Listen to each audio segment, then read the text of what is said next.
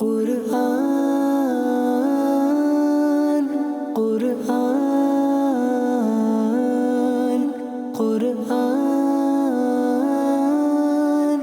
آسان درس قرآن۔ الحمدللہ رب العالمین والصلاة والسلام علی سید المرسلین، اما بعد فاعوذ باللہ من الشیطان الرجیم، بسم اللہ الرحمن الرحیم۔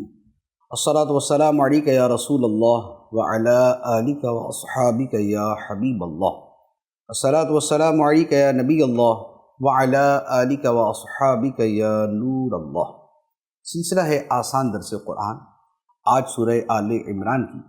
آیت نمبر 180 سے قرآن مجید کا درس سنیں گے۔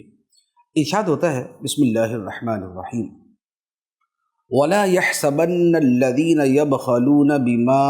آتَاهُمُ اللَّهُ مِنْ فَضْلِهِ هُوَ خَيْرًا لَهُمْ بَلْ هُوَ شَرٌّ لَهُمْ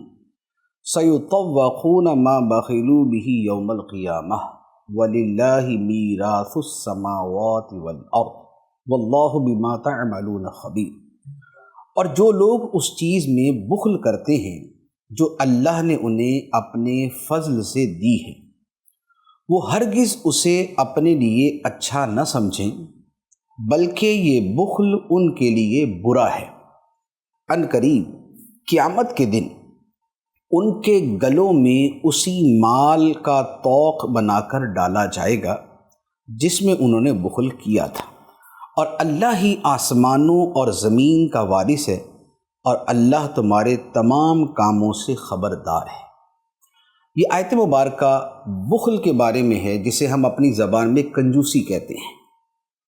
اللہ تعالیٰ نے فرمایا کہ خدا کے دیے ہوئے مال میں جو لوگ کنجوسی کرتے ہیں، یہ اسے اپنے لیے اچھا نہ سمجھیں کہ ہم نے مال بچا لیا، بلکہ یہ کنجوسی کرنا، یہ بخل کرنا ان کے لیے برا ہے، اور اس کنجوسی کا وبال اور انجام یہ ہوگا کہ یہی مال ان کے گلے میں عذاب کا طوق بنا کے ڈال دیا جائے گا قیامت کے دن۔ یہاں پر بخل اور کنجوسی سے کون سی والی مراد ہے؟ اس سے مراد ہے کہ جہاں پر شریعت مال خرچ کرنے کو واجب قرار دے، وہاں پر خرچ نہ کرنا، جیسے زکوٰۃ، صدقہ فطر ہے، قربانی ہے، یا رشتہ داروں میں وہ رشتہ دار کہ جو محتاج اور ضرورت مند ہے اور شرعی اعتبار سے ان کا خرچہ اٹھانا لازم ہے، تو وہاں پر خرچ نہ کیا جائے۔ تو زکوٰۃ نہ دینا، صدقہ فطر نہ دینا، قربانی نہ کرنا،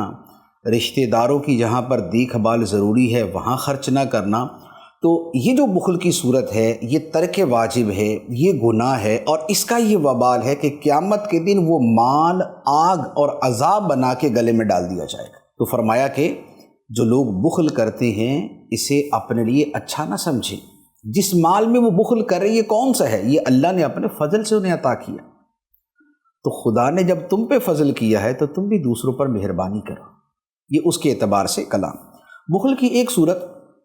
وہ بھی ہوتی ہے جسے عرف کے اعتبار سے بخل کہا جاتا ہے، یعنی کہ شرعی اعتبار سے تو واجب نہیں ہے، لیکن بندے کا اپنا مزاج ایسا ہو کہ جس میں کنجوسی ہو۔ جیسے مثال کے طور پہ کوئی مہمان آئے تو کوشش کرے کہ کم سے کم کھلائے، ہلکے سے ہلکا کھلائے، سستے سے سستا کھلائے، یا اگر کوئی ملنے آیا اور آدمی کچھ کھا رہا تو اسے چھپا لے تاکہ اسے آفر نہ کرنی پڑے۔ تو یہ والی جو کنجوسی کی صورتیں ہیں، یہ بھی مذموم ہیں، بری ہیں، قابل مذمت اور قابل ملامت ہے، اور اخلاق کے اعتبار سے یہ گھٹیا پن ہے۔ لیکن یہاں جو آیت کے اندر جس پر وعید ہے، وہ شرعی اعتبار سے جو بخل ہے اس کے اعتبار سے۔ اور سخاوت جو ہے، سخاوت عظیم خوبیوں میں سے ہے، انبیاء علیہم السلام کے اوصاف میں سے ہے، نبی پاک صلی اللہ تعالیٰ علیہ وآلہ وسلم کی سنت مبارکہ ہے، اور سلف صالحین کا طریقہ ہے۔ وہ زکوٰۃ بھی دیتے، بلکہ اللہ کی راہ میں زکوٰۃ سے ہٹ کر اور بھی بہت کچھ اللہ کی راہ میں خرچ کرتے۔ اسی طرح وہ دوسروں کے اوپر کنجوسی کی بجائے جود و بخشش اور عطا اور کرم نوازی کا رویہ اختیار کرتے تھے۔ اس کے بعد اگلی آیت مبارکہ ہے، یہ اہل کتاب میں کچھ لوگوں نے اللہ تعالیٰ کے بارے میں گستاخانہ کلمات کہے، ان کے رد پر یہ آیت مبارکہ ہے۔ ارشاد فرمائے لقد سمع اللہ قول الذین قالوا ان اللہ فقیر ونحن اغنیاء سنکتب ما قالوا وقتلهم الانبیاء بغیر حق ونقول ذوقوا عذاب الحریق۔ بے شک اللہ نے ان کا قول سن لیا جنہوں نے کہا اللہ محتاج ہے اور ہم مالدار ہیں۔ اب ہم ان کی کہی ہوئی بات اور ان کا انبیاء کو ناحق شہید کرنا لکھ رکھیں گے اور کہیں گے جلا دینے والے عذاب کا مزہ چکھو۔ اس آیت مبارکہ کا شان نزول یہ ہے، قرآن پاک کی آیت مبارکہ نازل ہوئی من ذا الذی یقرض اللہ قرضا حسنا، کون ہے جو اللہ کو اچھا قرضہ دے۔ اب الفاظ ہیں اللہ کو قرضہ دے، اور یہ اللہ تعالیٰ نے جو الفاظ مبارکہ بیان کیے یہ بندوں پر ایک اپنے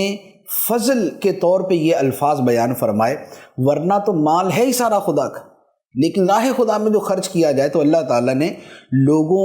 کا جذبہ ابھارنے کے لیے اور ان کی ترغیب کے لیے الفاظ یہ بیان فرمائے کہ جو اللہ کی راہ میں خرچ کرتا ہے گویا وہ خدا کو قرضہ دیتا ہے کہ جس نے واپس ملنا ہے دنیا میں یا آخرت میں۔ تو اب جب یہ آیت مبارکہ نازل ہوئی کہ کون ہے جو اللہ کو اچھا قرضہ دے، تو اہل کتاب میں سے بعض بد نصیبوں نے یہ جملہ کہا کہ اللہ ہم سے قرضہ مانگ رہا ہے تو اس کا مطلب یہ ہوا کہ ہم غنی مالدار ہیں، خدا محتاج ہے۔ تو اب یہ جو گستاخانہ جملہ کہا تو اس پہ اللہ تعالیٰ نے فرمایا کہ خدا نے ان گستاخوں کا یہ جملہ سن لیا، کہ وہ ہر شے کو سننے والا ہے، ان کا یہ جملہ سن لیا کہ معاذ اللہ اللہ فقیر ہے اور ہم مالدار ہیں۔ فرمایا کہ ہم ان کی یہ بات بھی لکھ رہے ہیں، اور اس سے پہلے یہ اہل کتاب جو اپنے اپنے زمانے میں نبیوں کو شہید کیا کرتے تھے ہم اسے بھی لکھے ہوئے، تو لہذا یہ گستاخی جو خدا کی اور وہ گستاخی جو نبیوں کی فرمایا ہم سب لکھ کے رکھے ہوئے ہیں اور اسے لکھیں گے، اور قیامت کے دن پھر جب ان کو عذاب ہوگا تو کہا جائے گا کہ چکھو اب جلانے والے عذاب کا مزہ، اور یہ نتیجہ ہوگا ان کی گستاخی کا۔ تو یہ آیت مبارکہ وہ ہے کہ جس میں خدا کی گستاخی پر بھی وعید اور نبیوں کی گستاخی پر بھی وعید، کہ جو ان کو شہید کرتا ہے معاذ اللہ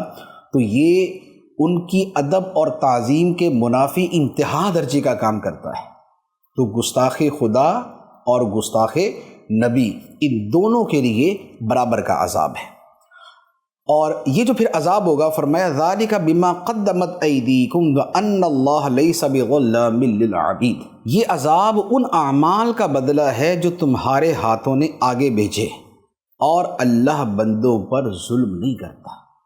تو یہ خدا کی طرف سے زیادتی نہیں، یہ تمہارا ظلم تھا جو تم نے اس طرح کے اعمال کیے۔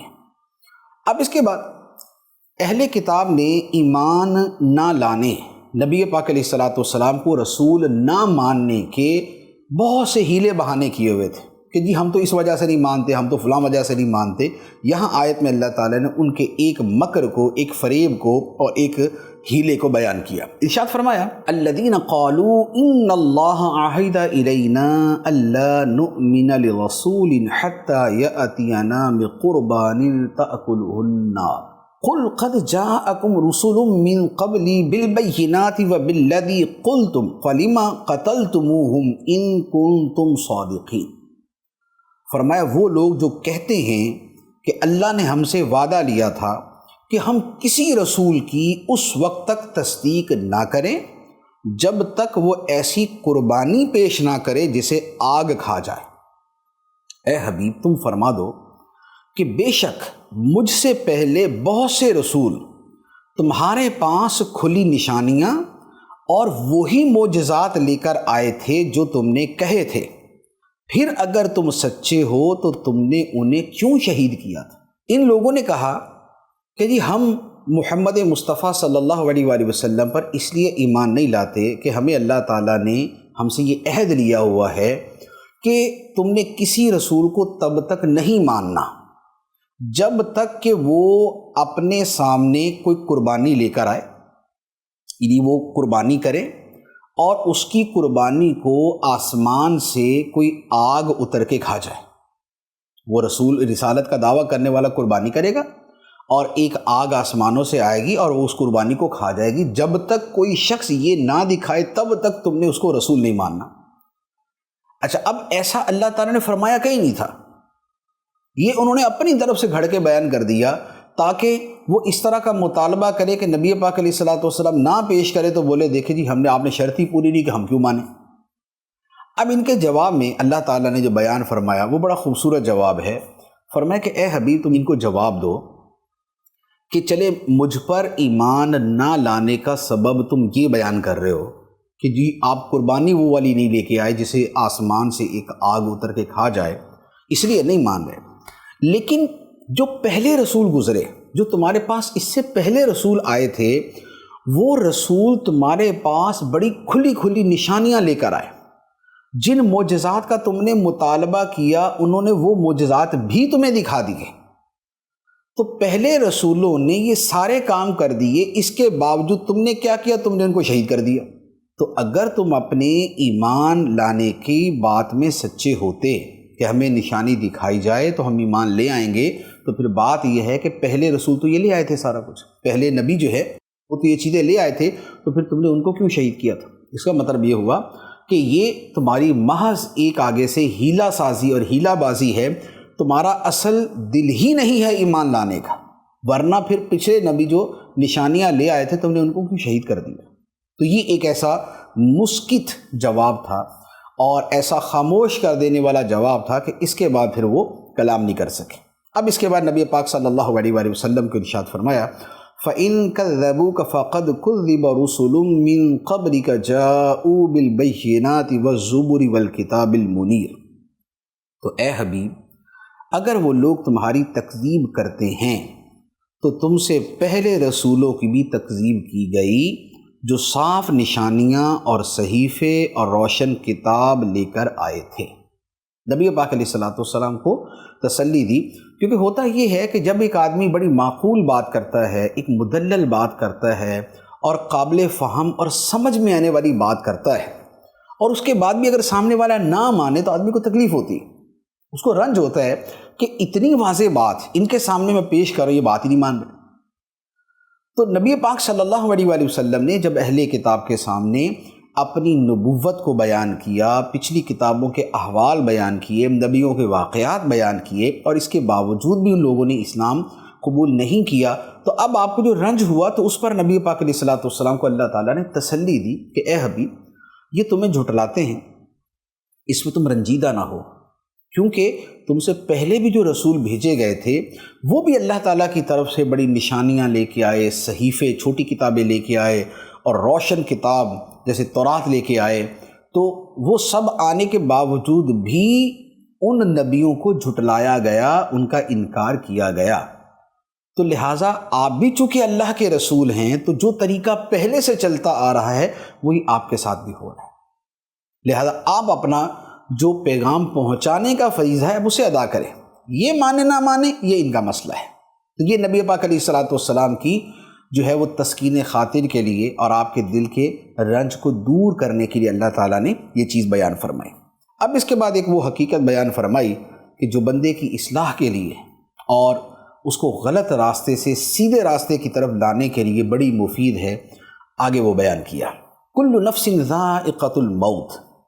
وَإِنَّمَا تُوَفَّوْنَ أُجُورَكُمْ يَوْمَ الْقِيَامَةِ فَمَنْ زُحْزِحَ عَنِ النَّارِ وَأُدْخِلَ الْجَنَّةَ فَقَدْ فَازَ وَمَا الْحَيَاةُ الدُّنْيَا إِلَّا مَتَاعُ الْغُرُورِ۔ ہر جان موت کا مزہ چکھنے والی ہے، اور قیامت کے دن تمہیں تمہارے اجر پورے پورے دیے جائیں گے۔ تو جسے آگ سے بچا لیا گیا اور جنت میں داخل کر دیا گیا تو وہ کامیاب ہو گیا، اور دنیا کی زندگی تو صرف دھوکے کا سامان ہے۔ یہ زندگی کی وہ حقیقت ہے اور زندگی کا وہ اینڈ ہے کہ جس پہ آدمی جتنا غور کرتا ہے اس کے دل کا میل اتنا اترتا جاتا ہے، کیونکہ دنیا کی طاقت، پیسہ، لذتیں، خواہشات، یہ وہ چیزیں ہیں جو انسان کے دماغ میں مستیاں پیدا کرتی اور جو اس کے اندر اکڑ پیدا کرتی اور جو وہ الٹی سیدھی حرکتیں کرتا ہے۔ اگر موت یاد ہو اور موت کے بعد قیامت والے دن جو خدا کی بارگاہ میں پیشی ہے اور جو حساب دینا ہے اور جنت یا جہنم میں جانا ہے، اگر یہ یاد رہے تو پھر انسان غور کرتا ہے اور پھر کوشش کرتا ہے کہ وہ غلط راہ سے ہٹ کے سیدھے راستے پر ہے۔ تو یہاں پر اللہ تعالیٰ نے اسی کو بیان فرمایا اور دنیا کی زندگی کی حقیقت بھی بیان کر دی کہ دنیا کی زندگی تو نہیں مگر دھوکے کا سامان، کہ جیسے ایک دھوکا ہوتا ہے، حقیقت نہیں ہوتی۔ تو دنیا کی زندگی جو 50 سال کی، 60 سال کی، 70، 80، 90 سال کی ہم انسانوں کے لیے عمومی طور پہ، تو یہ کیا ہے کہ یہ آئی گئی، اس کے بعد لاکھوں سال کی، کروڑوں سال کی، اور پھر قیامت کی ہمیشہ کی زندگی اس کے بعد باقی۔ تو یہ واقعتاً اس آیت کو اگر بہت توجہ سے پڑھا جائے، سنا جائے اور بار بار پڑھا سنا جائے تو واقعی دل کا زنگ اتر جاتا ہے۔ اب اس کے بعد مسلمانوں کو ارشاد فرمایا لَتُبْلَوُنَّ فِي أَمْوَالِكُمْ وَأَنفُسِكُمْ وَلَتَسْمَعُنَّ مِنَ الَّذِينَ أُوتُوا الْكِتَابَ مِنْ قَبْلِكُمْ وَمِنَ الَّذِينَ أَشْرَكُوا أَذًى كَثِيرًا وَإِن تَصْبِرُوا وَتَتَّقُوا فَإِنَّ ذَلِكَ مِنْ عَزْمِ الْأُمُورِ۔ اے مسلمانوں، بے شک تمہارے مالوں اور تمہاری جانوں کے بارے میں تمہیں ضرور آزمایا جائے گا، اور تم ضرور ان لوگوں سے جنہیں تم سے پہلے کتاب دی گئی اور مشرکوں سے بہت سی تکلیف دہ باتیں سنو گے، اور اگر تم صبر کرتے رہو اور پرہیزگار بنو تو یہ بڑی ہمت کے کاموں میں سے ہے۔ یہ مسلمانوں کو ایک یوں کہہ لیں کہ پیشگی ایک شے بتا دی گئی۔ اگر کسی آدمی پہ کوئی مشکل آنی ہو اور اس کو پہلے سے بتا دیا جائے کہ بھائی یہ مشکل آئے گی، تو آدمی مینٹلی طور پہ تیار ہو جاتا ہے۔ یکدم آ جائے تو پھر آدمی گھبرا جاتا ہے۔ تو مسلمانوں کو فرمایا کہ تمہاری جانوں اور تمہارے مالوں کے اندر تمہیں آزمایا جائے گا، کچھ چیزیں تمہیں قربان کرنی پڑیں گی۔ زکوٰۃ فرض ہوئی، مال قربان کرنا پڑے گا، جہاد فرض ہوا تو جان کی قربانی ہو سکتی ہے، یا اس کے علاوہ اور مختلف طرح تمہیں جان و مال کے اندر آزمایا جا سکتا ہے۔ اسی طرح جو اہل کتاب ہیں، یہودی ہیں، عیسائی ہیں، اور اس کے علاوہ جو مشرک ہیں، ان کی طرف سے میں تانے، تشنیع، برا بلا کہنا، یہ سب تمہیں سننے کو ملے گا۔ لیکن یہ سب کیا ہوگا؟ یہ سب تمہارا امتحان ہوگا کہ تم اس کے مقابلے میں کیا رویہ اختیار کرتے ہو۔ تو اگر جان و مال کے امتحان میں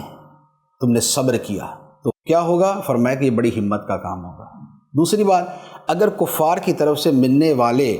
اعتراضات اور تکلیف دہ باتوں کے باوجود بھی ایمان پر ثابت قدم رہے اور خدا سے ڈرتے رہے اور اپنی راہ استقامت پر گامزن رہے، تو فرمایا کہ اس کا خدا تعالیٰ تمہیں اجر عطا فرمائے گا، بے شک یہ بڑی ہمت کے کاموں میں سے ہے۔ تو مصیبت میں صبر کرنا، دین پر استقامت، ایمان پر استقامت، اور خدا سے ڈرنا، پرہیزگار بننا، گناہوں سے بچنا، تو فرمایا یہ بڑی ہمت کے کاموں میں سے ہے۔ اب اس کے بعد اہل کتاب کے حوالے سے کلام ہے۔ فرمایا وَإِذْ أَخَذَ اللَّهُ مِيثَاقَ الَّذِينَ أُوتُوا الْكِتَابَ لَتُبَيِّنُنَّهُ لِلنَّاسِ وَلَا تَكْتُمُونَهُ فَنَبَذُوهُ وَرَاءَ ظُهُورِهِمْ وَاشْتَرَوْا بِهِ ثَمَنًا قَلِيلًا فَبِئْسَ مَا يَشْتَرُونَ۔ اور یاد کرو جب اللہ نے ان لوگوں سے عہد لیا جنہیں کتاب دی گئی کہ تم ضرور اس کتاب کو لوگوں سے بیان کرنا اور اسے چھپانا نہیں، تو انہوں نے اس عہد کو اپنی پیٹھ کے پیچھے پھینک دیا اور اس کے بدلے میں تھوڑی سی قیمت حاصل کر لی، تو یہ کتنی بری خریداری ہے۔ یہ اللہ تعالیٰ نے تورات اور انجیل میں نبی پاک صلی اللہ علیہ وآلہ وسلم کے اوصاف بیان فرمائے تھے کہ ان اوصاف والے نبی تشریف لائیں گے، اور تورات اور انجیل کے جو علماء تھے ان سے اللہ تعالیٰ نے یہ وعدہ کیا تھا کہ یہ جو کتاب اللہ میں بیان ہوا یہ سب تم لوگوں کے سامنے بیان کرنا، چھپانا نہیں۔ تو اب یہ اللہ تعالیٰ کا وعدہ تھا، لیکن جب نبی پاک صلی اللہ علیہ وآلہ وسلم تشریف لائے تو اب آپ کے جو اوصاف تورات اور انجیل میں تھے اسے بیان کرنے کی بجائے یہودیوں اور عیسائیوں کے جو علماء تھے انہوں نے اسے چھپانا شروع کر دیا۔ اور چھپانے کا مقصد کیا تھا؟ چھپانے کا مقصد یہ تھا کہ اگر یہ بیان کریں گے اور ان کے لوگ مسلمان ہو جائیں گے تو خود وہ جو ان کی اپنی ایک معاشرے کے اندر مقام تھا، نام تھا اور نذرانے تھے، وہ ختم ہو جائیں گے۔ تو اس دنیاوی لالچ کی وجہ سے انہوں نے خدائی عہد کو، خدائی وعدے کو اپنی پیٹھ پیچھے پھینکا اور دنیا کو اختیار کر لیا۔ اس پر اللہ تعالیٰ نے فرمایا کہ انہوں نے خدا کے عہد کو پیٹھ پیچھے پھینکا اور اس کے بدلے میں تھوڑی سی قیمت دنیا کا مال لے لیا، تو کتنی بری خریداری انہوں نے کی۔ تو اللہ رسول کے جو احکام ہیں انہیں چھپانا جائز نہیں ہوتا جہاں پر اس کے بیان کرنے کا حکم دیا گیا۔ اس کے بعد پھر مزید اہل کتاب ہی کی چند اور خصلتیں بیان کی گئی اور اس کا تعلق خود پسندی اور حب جاہ کے ساتھ ہے۔ فرمایا لا تحسبن الذين يفرحون بما اتوا ويحبون ان يحمدوا بما لم يفعلوا فلا تحسبنهم بمفازة من العذاب ولهم عذاب أليم۔ ہرگز گمان نہ کرو ان لوگوں کو جو اپنے اعمال پر خوش ہوتے ہیں اور پسند کرتے ہیں کہ ان کی ایسے کاموں پر تعریف کی جائے جو انہوں نے کیے ہی نہیں، انہیں ہرگز عذاب سے دور نہ سمجھو اور ان کے لیے دردناک عذاب ہے۔ یہ آیت مبارکہ بنیادی طور پر تو یہودیوں کے بارے میں نازل ہوئی، لیکن اپنے مفہوم کے اعتبار سے یہ جو ہے وہ سب کے لیے قابل توجہ ہے اور قابل نصیحت ہے۔ فرمایا کہ جو لوگ اپنے اعمال پر خوش ہوتے ہیں، عمل کیا اور اس پہ بڑے خوش ہیں، دیکھا جناب میرا کارنامہ کیا۔ اب اگر تو غلط کام کوئی اپنا کارنامہ بیان کر کے اس پہ فخر کر رہے ہیں تو ویسے ہی غلط کہ ایک تو کام غلط کیا اور اس کے اوپر اس سے خوش بھی ہو رہا ہے۔ تو اب یہ جتنے گناہ والے اعمال ہیں، جتنے جو ہے وہ باطل کی تائید والے اور حرام کاموں کی تائید والے کام ہیں اور ان کے اوپر خوش ہونا، تو فرمایا کہ انہیں عذاب سے دور نہ سمجھو۔ دوسرے نمبر پہ یہ ہے کہ کام تو اچھا ہی کیا، جیسے نمازیں پڑھی یا اور کوئی دین کا کام کیا، لیکن اس پر یوں خوش ہونا کہ میرا کارنامہ دیکھو، تو جب اس کے اندر میں آ جائے اور جب اس میں خود پسندی آ جائے اور جب اس میں یہ ہو کہ اب میرے کارناموں پہ میری تعریف کی جائے، تو یہ وہ مذموم صورت میں داخل ہو جاتا ہے کہ جس میں پھر کئی صورتوں میں گرفت ہوتی ہے۔ تو ایک تو اپنے جو کچھ اعمال کیے اس پر خوش، دوسری بات کیا کہ جو کیا بھی نہیں ہے اس پر بھی ان کی تعریف کی جائے، اسے پسند کرتے ہیں۔ یعنی مثال کے طور پہ ایک بندے نے کام کیا ہی نہیں ہے، اب وہ چاہتا یہ ہے کہ یار میری تعریف کی جائے کہ یار یہ میرا ہی کارنامہ ہے، یہ کریڈٹ جو ہے مجھے ہی دیا جائے۔ جیسے آج کے زمانے میں عام کہ لوگوں کو یہ خواہش ہے کہ کریڈٹ ان کو دے دیا جائے اور جس غریب نے اور جس بیچارے نے کام کیا ہے اس کا نام نہ آئے۔ تو یہ کیا ہے کہ اس بات کو پسند کرنا کہ ان کی اس کام پر تعریف کی جائے جو انہوں نے کیا ہی نہیں۔ تو فرمایا کہ یہ جو بغیر کام کی تعریفیں چاہتے ہیں انہیں تم عذاب سے دور مت سمجھو، ان کے لیے دردناک عذاب ہے۔ تو یہ آیت مبارکہ جو ہے جھوٹی تعریف پسند کرنے کی مذمت کے اوپر بڑی واضح ہے کہ بندے کا وہ کارنامہ ہے ہی نہیں، ایک آدمی کو بیٹھے بٹھائے اس کو پتہ نہیں کیا بنا دیا کہ جناب یہ اس وقت اس مرتبے کا ہے، یہ ہے وہ ایسا ہے ہی نہیں، اور الٹا وہ پسند کر رہا ہے کہ ہاں مجھے یہ کہا جائے۔ تو یہ ہر شعبے کے اندر ہی ہوتا ہے، خواہ وہ دینی ہے وہ دنیاوی ہے، تو اس میں جھوٹی تعریف پسند کرنا اور جھوٹے کارناموں پہ اس کی تعریف کی جائے اسے پسند کرنا، یہ آج کل ایک عام وبا اور بلا کی طرح ہے۔ تو فرمایا کہ یہ والے جن کے اعمال اور یہ والی جن کی حرکتیں ہیں تو انہیں عذاب سے دور نہ سمجھو۔ اب یہ کرنے والا کوئی ملکی کاموں میں اندر میں چاہتا ہے کہ ملکی کاموں کا کریڈٹ مجھے مل جائے اگرچہ اس نے نہ بھی کیا ہوں، تو محض فیتہ کاٹنے میں اور تختی لگانے میں اس کا نام آ جائے، یا اسی طریقے سے اور دوسرے کاموں کے اندر۔ تو یہ خود پسندی جو ہے یہ بڑی مصیبت ہوتی ہے۔ ایک مرتبہ جب بندے کے دل میں بیٹھ جائے نا کہ میری تعریف ہو اور میں اپنے کاموں کو میرا نام لیا جائے، تو بس پھر یہ ایسی لت لگتی ہے کہ آدمی کو چین نہیں آتا اس کے بغیر، جب تک کہ وہ سچی جھوٹی کسی طرح کی تعریف سن نہ لے۔ تو اس مرض سے اپنے آپ کو محفوظ رکھنا چاہیے۔ اس کے بعد فرمایا وَلِلَّهِ مُلْكُ السَّمَاوَاتِ وَالْأَرْضِ وَاللَّهُ عَلَىٰ كُلِّ شَيْءٍ قَدِيرٌ، اور اللہ ہی کے لیے آسمانوں اور زمین کی بادشاہی ہے اور اللہ ہر چیز پر قادر ہے۔ وہ جو کچھ لوگوں نے کہا تھا معاذ اللہ کہ ہم مالدار ہیں خدا فقیر ہے، یہ اس کے رد میں ہے کہ یہ جاہلوں کا قول اس قدر خبیث ہے کہ ان کو یہ نہیں پتہ کہ آسمان و زمین کا بادشاہ خدا اور ہر چیز پر قادر خدا ہے۔ تو یہ کتنا گھٹیا اور کتنا کم تر جملہ جو ہے وہ اللہ تعالیٰ کی شان کے متعلق بول رہے ہیں، جو آسمان و زمین کا بادشاہ ہے، جو آسمان و زمین کا مالک ہے۔ اب اس کے بعد آسمان و زمین کے حوالے سے ہی ایک کلام ہے، اور اہل نظر کے لیے اور عقل مندوں کے لیے اس میں توجہ اور غور و فکر کی دعوت ہے۔ فرمایا ان فی خلق السماوات والارض واختلاف اللیل والنہار لآیات لأولی الالباب، بے شک آسمانوں اور زمین کی پیدائش اور رات اور دن کی باہم تبدیلی میں عقل مندوں کے لیے نشانیاں ہیں۔ خدا نے آسمان و زمین بنائے، رات اور دن کا نظام جو ہے وہ چل رہا ہے، رات آئی دن چلا گیا، دن آیا رات چلی گئی۔ فرمایا کہ یہ جو اتنا بڑا انقلاب ہے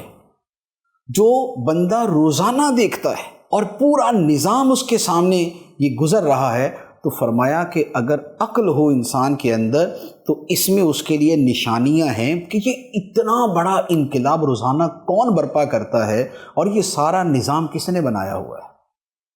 تو اس میں نشانیاں ہیں عقل والوں کے لیے کہ وہ جب اس پورے سسٹم کو دیکھتے ہیں اور اس نظام کو دیکھتے ہیں تو خدا کو یاد کرتے ہیں کہ کوئی تو ہے جو نظام ہستی چلا رہا ہے، وہی خدا ہے، وہی خدا ہے۔ اب آگے مزید ارشاد فرمایا الذین یذکرون اللہ قیاما وقعودا وعلی جنوبہم ویتفکرون فی خلق السماوات والارض ربنا ما خلقت هذا باطلا سبحانک فقنا عذاب النار، جو کھڑے اور بیٹھے اور پہلوؤں کے بل لیٹے ہوئے اللہ کو یاد کرتے ہیں اور آسمانوں اور زمین کی پیدائش میں غور کرتے ہیں اور کہتے ہیں اے ہمارے رب، تو نے یہ سب بیکار نہیں بنایا، تو پاک ہے، تو ہمیں دوزخ کے عذاب سے بچا دے۔ جو عقل والے ہیں، جن کے لیے آسمان و زمین کی پیدائش میں رات دن کے بدلنے میں نشانیاں ہیں، تو فرمایا کہ وہ کیا ہے کہ وہ کھڑے ہوں، بیٹھے ہوں، پہلوؤں کے بل لیٹے ہوں، خدا کو یاد کرتے ہیں۔ اب یہ جو کھڑے بیٹھے اور لیٹے خدا کو یاد کرتے ہیں، تو یہ یاد کرنا کیسے ہے؟ ایک تو اس اعتبار سے ہے کہ جب وہ اپنی جس حالت میں ہوتے ہیں اس میں خدا کی قدرتوں کا نظارہ کرتے ہیں تو وہ خدا کو یاد کرتے ہیں کہ سبحان اللہ، خدا کی شان، خدا کی شان۔ جیسے بہت سے مسلمان ایسے ہیں الحمدللہ کہ جو کسی بھی شے کو دیکھتے ہیں، کسی نعمت کو پاتے ہیں یا قدرت کے کسی شاہکار کو دیکھتے ہیں تو اس پر کہتے ہیں کہ سبحان اللہ، خواہ وہ بلند و بالا پہاڑ ہیں یا وہ عظیم سمندر ہیں یا بہتے ہوئے دریا ہیں یا چلتی ہوئی کشتیاں ہیں یا بہترین قسم کے جو ہے نا وہ بادلوں کی بارش ہے یا خوبصورت جو ہے نا باغات ہیں، تو وہ ان چیزوں کو دیکھ کے سبحان اللہ، کیا شان ہے میرے مالک، کیا شان ہے میرے مولا۔ یہ کیا ہے کہ کھڑے ہیں، بیٹھے ہیں، لیٹے ہیں، خدا کو یاد کرتے ہیں۔ تو ایک تو اللہ تعالیٰ کو یاد کرنا یوں ہے۔ دوسرا یہ ہے کہ جو ویسے ذکر کیا جاتا ہے، تسبیح کی جاتی ہے، سبحان اللہ، الحمدللہ، اللہ اکبر، لا الہ الا اللہ، تو یہ جو تسبیحات ہیں تو یہ کھڑے ہونے کی حالت میں بھی، بیٹھے بھی اور لیٹے ہوئے بھی پڑھتے ہیں، یا جیسے نماز کے اندر قیام کی حالت میں، رکوع میں، سجدے میں، قعدے میں، اور بستر پر لیٹ کر بھی اللہم بسمک اموت واحیا۔ تو یہ جو دعائیں پڑھنا ہے، یہ جو معمولات بنانا ہے، یہ وہ ہے کہ کھڑے بیٹھے لیٹے اللہ تعالیٰ کو یاد کرتے ہیں۔ اور پھر اس کے ساتھ فرمایا کہ آسمان و زمین کی پیدائش میں غور و فکر کرتے ہیں۔ خدا کی کیسی قدرت ہے کہ کتنی بڑی زمین پیدا کی اور کتنے بڑے آسمان پیدا کیے، اور کیا سورج، چاند اور اربوں کھربوں ستاروں کا نظام اس کے اندر جو ہے وہ جوڑ دیا، اور کیسے دنیا میں لاکھوں کروڑوں نظام ہواؤں کے اور لہروں کے اور ویوز کے، یہ سب جو ہے اس میں چل رہے ہیں۔ تو وہ اس زمین و آسمان کی تخلیق میں غور کرتے ہیں تو بے ساختہ بول اٹھتے ہیں کہ ربنا ما خلقت ھذا باطلا، اے ہمارے رب، تو نے یہ سب بیکار پیدا نہیں کیا، یہ تیری شان ہے، یہ تیری قدرت ہے، یہ تیری عظمت ہے کہ تو نے اتنی بڑی دنیا جو ہے وہ پیدا فرمائی، جس میں ہمارے لاکھوں کروڑوں فوائد ہیں، اور جس میں جتنا غور کرے تیری عظمت و قدرت اتنی ہمارے سامنے آشکار ہو جاتی ہے۔ وہ کہتے ہیں کہ مولا، کہ تو نے سب بیکار نہیں بنایا، تو پاک ہے ہر کمی سے، کوتاہی سے، عجز سے، عیب سے، تیری ذات کامل ہے، تیرا بنانا کامل ہے، تو اب تیری عظمتوں کے سامنے ہم یہ عرض کرتے ہیں کہ ہمیں دوزخ کے عذاب سے بچا لینا۔ تو یہ بندہ مومن جب اللہ تعالیٰ کی عظمتوں کے حوالے سے یوں چیزوں کا مشاہدہ کرتا ہے تو خدا کی عظمتوں کے سامنے اپنا سر جھکا دیتا ہے اور اللہ تعالیٰ کی بارگاہ میں دعا کرتا ہے کہ اے اللہ ہمیں آگ کے عذاب سے بچا لے۔ پھر اس کے ساتھ مزید دعا ہے، ربنا انک من تدخل النار فقد اخزیتہ وما للظالمین من انصار۔ اے ہمارے رب، بے شک جسے تو دوزخ میں داخل کرے گا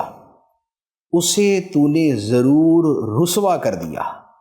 اور ظالموں کا کوئی مددگار نہیں۔ تو دعا یہ کہ اے اللہ ہمیں آگ سے بچانا، دوزخ سے بچانا، کیونکہ جسے تو دوزخ میں داخل کرے گا تو وہ ذلیل و رسوا ہو جائے گا، تو ہمیں قیامت کے دن کی اس رسوائی سے محفوظ فرمانا۔ اب اس کے بعد مزید دعا ہے، ربنا اننا سمعنا منادیا ینادی للایمان ان آمنوا بربکم فآمنا ربنا فاغفر لنا ذنوبنا وکفر عنا سیئاتنا وتوفنا مع الابرار۔ اے ہمارے رب،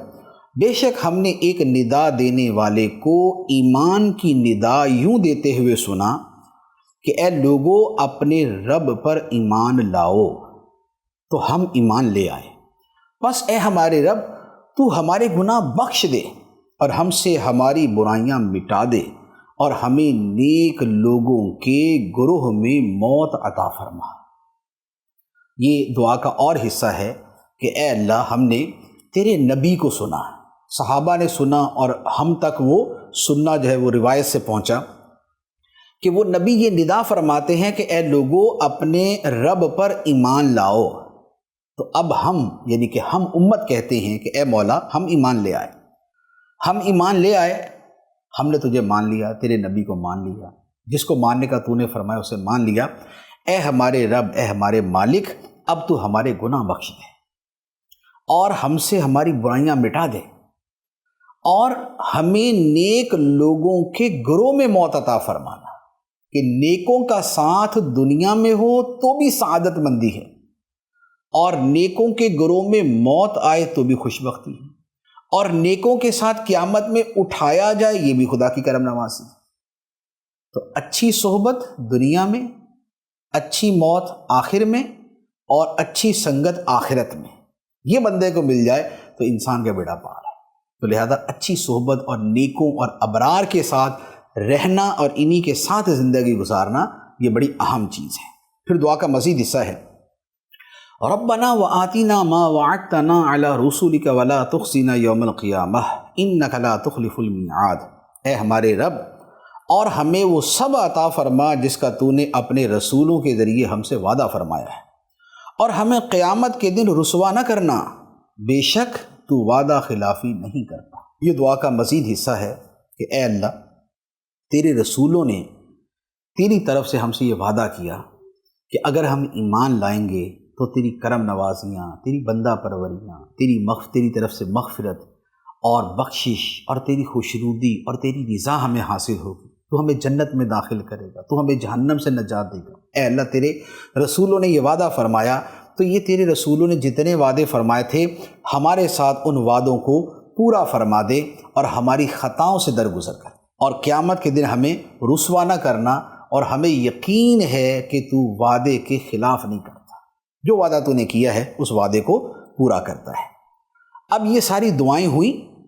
اور یہ بڑی عظیم دعائیں ہیں، یہ بڑی عظیم دعائیں ہیں، اور ان دعاؤں کو بلکہ یاد کر لینا چاہیے۔ یہ جتنی بھی ہیں، ربنا ما خلقت ھذا باطلا سبحانک فقنا عذاب النار، اس سے لے کے آخر تک جتنی دعائیں ہیں یہ یاد کر کے اپنے معمول میں شامل کرنی چاہیے۔ اور یہاں پر ایک بڑی خوبصورت بات ہے کہ یہ جتنی دعائیں گزری اس میں 5 مرتبہ لفظ ہے ربنا ربنا ربنا ربنا ربنا ربنا، اور ان سب کے بعد اگلی آیت ہے اس میں فرمایا فاستجاب لهم ربهم، تو ان کے رب نے ان کی دعا قبول فرما لی۔ تو علماء نے لکھا ہے کہ جو 5 مرتبہ یا ربنا کہہ کر دعا مانگے اللہ تعالیٰ اس کی دعا قبول فرما لیتا ہے۔ تو لہذا دعا کریں تو 5 مرتبہ یا ربنا کہہ لیا کریں، انشاءاللہ وہ دعا قبول ہو جائے گی۔ اب اللہ تعالیٰ ان کو یہ بشارت سناتا ہے. فرمایا فاستجاب لهم ربهم انی لا اضیع عمل عامل منکم من ذکر او انثى بعضکم من بعض فالذین هاجروا واخرجوا من دیارهم واوذوا فی سبیلی وقاتلوا وقتلوا لأکفرن عنهم سیئاتهم وَلَأُدْخِلَنَّهُمْ جَنَّاتٍ تَجْرِي مِن تَحْتِهَا الْأَنْهَارُ ثَوَابًا مِّنْ عِندِ اللَّهِ وَاللَّهُ عِندَهُ حُسْنُ الثَّوَابِ. تو ان کے رب نے ان کی دعا قبول فرما لی کہ میں تم میں سے عمل کرنے والوں کے عمل کو ضائع نہیں کروں گا، وہ مرد ہو یا عورت. تم آپس میں ایک ہی ہو، پس جنہوں نے ہجرت کی اور اپنے گھروں سے نکالے گئے اور میری راہ میں انہیں ستایا گیا اور انہوں نے جہاد کیا اور قتل کر دیے گئے، تو میں ضرور ان کے سب گناہ ان سے مٹا دوں گا اور ضرور انہیں ایسے باغات میں داخل کروں گا جن کے نیچے نہریں جاری ہیں. یہ اللہ کی بارگاہ سے اجر ہے اور اللہ ہی کے پاس اچھا ثواب ہے. یہ مومنوں کو عظیم بشارت کہ جنہوں نے رب سے دعائیں مانگی تو اللہ تعالیٰ ان کو فرماتا ہے کہ خدا نے ان کی دعائیں قبول کر لی. اور خدا نے فرمایا کہ اے لوگو، اے مومنوں، میں تم میں سے کسی عمل کرنے والے کے عمل کو ضائع نہیں کروں گا، وہ مرد ہو یا عورت. جو بندہ نیکی کرے گا اللہ تعالیٰ اسے صلہ اسے اجر عطا فرمائے گا بشرطے کہ مومن ہو. اور فرمایا کہ تم آپس میں ایک ہی ہو، کہ آدم و حوا کی اولاد ہو، اور یا یہ ہے کہ تم اس امت کے فرد ہو اور ایک ہی ہو. تو فرمایا کہ جن لوگوں نے ہجرت کی، صحابہ کرام اپنے گھروں سے نکالے گئے اور میری راہ میں شہید کر دیے گئے اور انہوں نے جہاد کیا اور وہ شہید کر دیے گئے، قتل کر دیے گئے، تو فرمایا کہ میں ان کی برائیاں مٹا دوں گا اور جنتوں میں داخل کر دوں گا. یہ صحابہ کرام کے لیے عظیم بشارت ہے. اور اس کے بعد بھی پوری امت میں جو بھی راہ خدا میں ہجرت کرتا ہے، گھر بار چھوڑتا ہے، تکلیفیں برداشت کرتا ہے، صبر کرتا ہے، خدا کی راہ میں مارا جاتا ہے، اس کے گناہ معاف اور جنت میں داخلہ.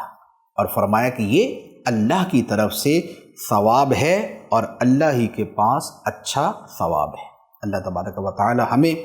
یہ تمام فضیلتیں عطا فرمائے اور جو دعائیں مانگی اللہ تعالیٰ قبول فرمائے. آمین بجاہ النبی الامین صلی اللہ علیہ وسلم. قرآن